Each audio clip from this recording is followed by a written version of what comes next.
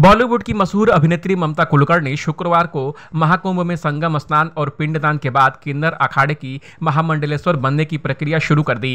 किन्नर अखाड़े के आचार्य महामंडलेश्वर डॉक्टर लक्ष्मीनारायण त्रिपाठी ने ममता कुलकर्णी को महामंडलेश्वर बनने की घोषणा शुक्रवार की सुबह ही की थी। इसके साथ ही अब ममता कुलकर्णी यमाई ममता नंदगिरी के नाम से जानी जाएगी। ममता एक दिन पहले ही महाकुंभ पहुंची थी। पट्टाभिषेक से पहले ममता ने संगम स्नान किया और पिंडदान किया। स्नान के बाद यह भी साफ हो गया कि वह क्यों महामंडलेश्वर बन रही हैं। उन्होंने अपने महामंडलेश्वर बनने को मां काली का आदेश बताया। ममता ने कहा कि सन 2000 के बाद से ही मैंने तपस्या शुरू कर दी थी। मैंने आचार्य महामंडलेश्वर डॉक्टर लक्ष्मीनारायण त्रिपाठी जी को अपना पट्टा गुरु चुना। कल मुझे महामंडलेश्वर बनने के बारे में पूछा गया था।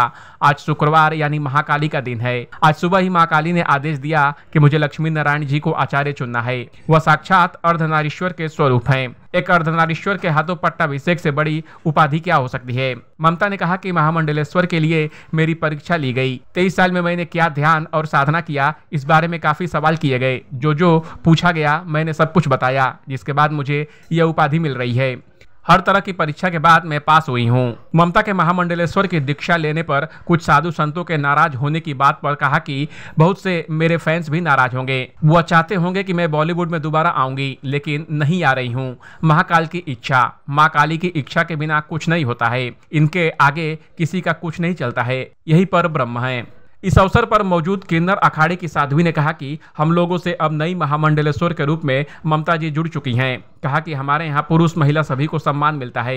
हम लोग हर धर्म के लोगों को अखाड़े से जोड़ते हैं। हम लोग मानते हैं कि हर इंसान में ब्रह्मा है। उसका कोई भी व्यवसाय हो, हमको उससे मतलब नहीं है। इसलिए ही हमने ममता को महामंडलेश्वर घोषित किया है।